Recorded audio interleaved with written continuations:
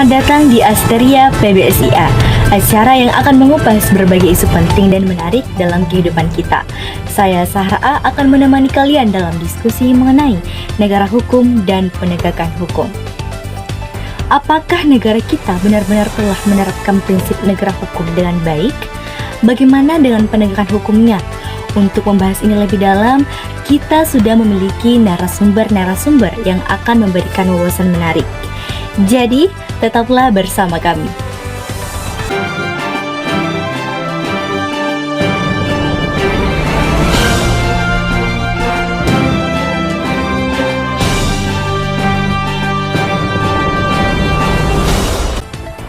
Sebelum kita masuk lebih jauh, mari kita pahami dulu konsep dasar dari negara hukum itu sendiri.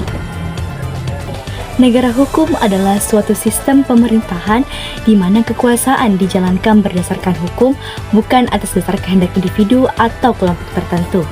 Dalam konsep ini, semua pihak termasuk pemerintah wajib menaati hukum yang berlaku.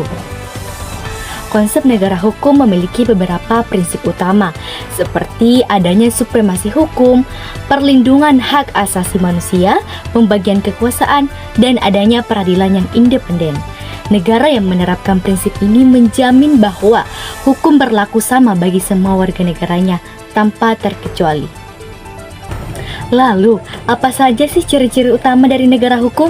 Untuk membahas ini, kita akan mendengar pemaparan dari seorang ahli yang telah hadir bersama kita pada hari ini.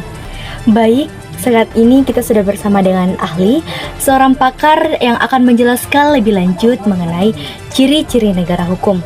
Jadi, ahli, apa saja ciri-ciri utama dari negara hukum? Baik, terima kasih kepada Sahra selaku presenter.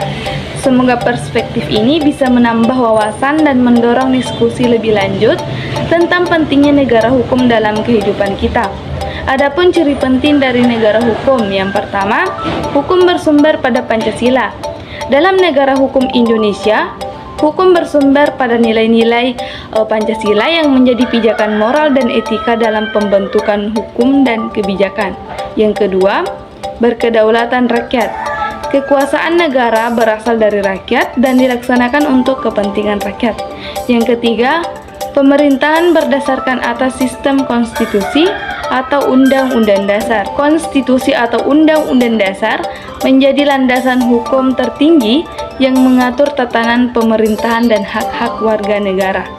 Nah, ciri yang keempat itu persamaan kedudukan di dalam hukum dan pemerintahan. Dalam negara hukum, semua warga negara memiliki kedudukan yang sama dalam hukum dan pemerintahan. Tidak ada diskriminasi dan setiap orang tunduk pada hukum yang sama. Yang kelima itu kekuasaan kehakiman yang bebas dari pengaruh kekuasaan lainnya. Keputusan pengadilan haruslah berdasarkan hukum dan bukan atas desakan pihak lainnya. Nah, yang keenam dianutnya sistem MPR atau Majelis Permusyawaratan Rakyat. Sistem Majelis Permusyawaratan Rakyat diakui dan dianut dalam negara hukum Indonesia. Majelis Permusyawaratan Rakyat memiliki peran penting dalam pembentukan dan perubahan undang-undang dasar, serta mengawasi pelaksanaan hukum dan kebijakan negara. Itulah tadi penjelasan dari ciri-ciri negara hukum menurut saya sebagai jurnalis. Baik, saya serahkan kepada presenter Sahra. Sangat menarik. Dari penjelasan tadi, kita semakin memahami bagaimana negara hukum seharusnya berjalan. Nah, bagaimana dengan negara kita sendiri? Apakah Indonesia benar-benar sudah menerapkan prinsip negara hukum? Untuk membahas ini, kita akan mendengarkan laporan dari reporter kita, Liza Fikri. Baik, terima kasih Sahra. Saya Liza Fikri langsung melaporkan dari lokasi. Kali ini kita akan membahas lebih dalam tentang bagaimana status negara hukum di Indonesia. Indonesia secara konstitusional adalah negara hukum sebagaimana disebutkan dalam pasal 1 ayat 3 Undang-Undang Dasar 1945. Negara Indonesia adalah negara hukum. Ini berarti bahwa segala bentuk pemerintahan dalam kebijakan harus berdasarkan hukum yang berlaku. Hukum di Indonesia ini memiliki jenjang aturan yang jelas dan yang paling tinggi adalah Undang-Undang Dasar 1945 yang menjadi dasar bagi seluruh hukum di negara ini. Kemudian ada Undang-Undang Dasar yang dibuat oleh DPR dan pemerintah. Setelah itu ada peraturan pemerintah yang mengatur lebih lanjut undang-undang. Di bawahnya lagi ada peraturan presiden yang dibuat langsung oleh presiden. Dan terakhir ada peraturan daerah yang berlaku di masing-masing wilayah sesuai kebutuhannya.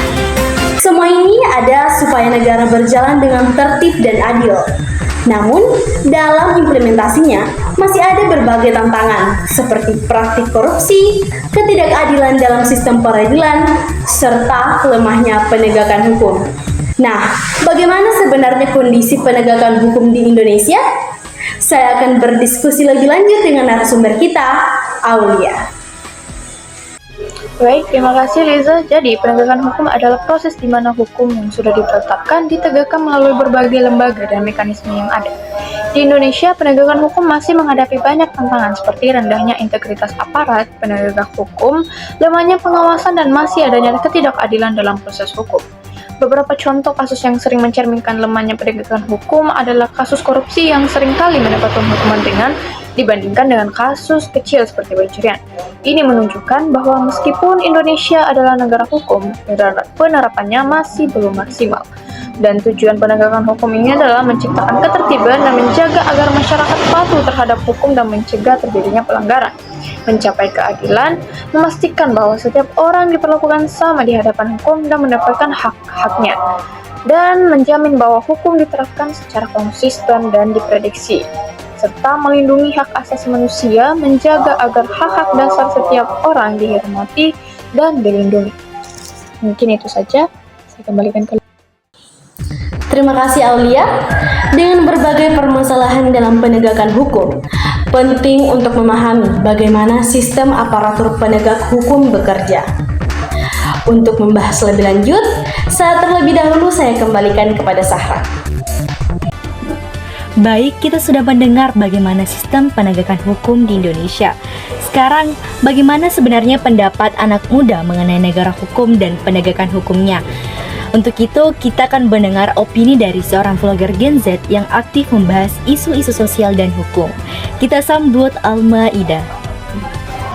Ya, halo semuanya. Wah, ini topik yang menarik banget sih.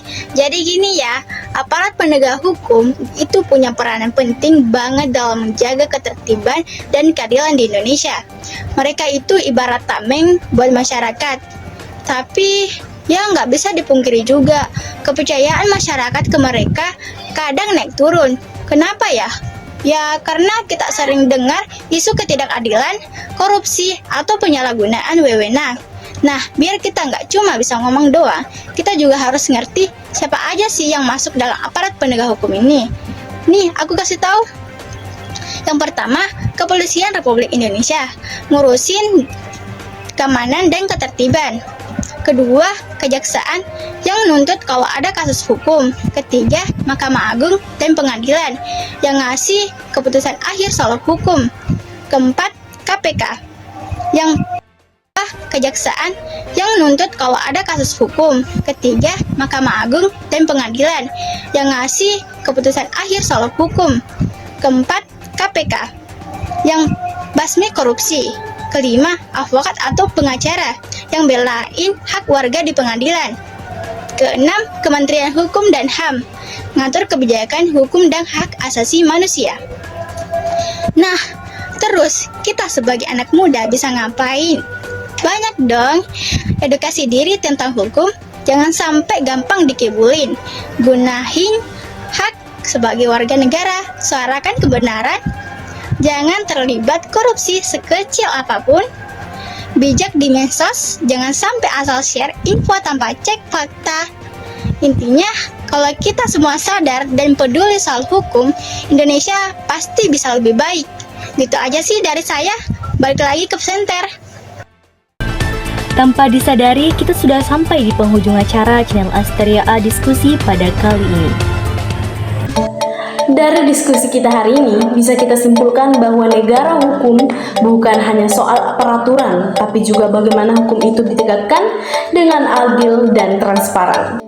Kita sebagai masyarakat juga harus kritis dan berani bersuara jika ada ketidakadilan dalam sistem hukum. Dan tentu saja, semua elemen dari pemerintah, penegak hukum, hingga masyarakat harus bekerjasama untuk memastikan hukum berjalan sebagaimana mestinya.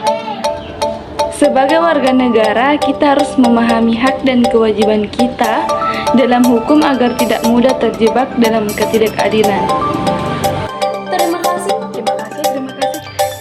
Terima kasih telah menonton Askaya Febian. Sampai jumpa di episode berikutnya.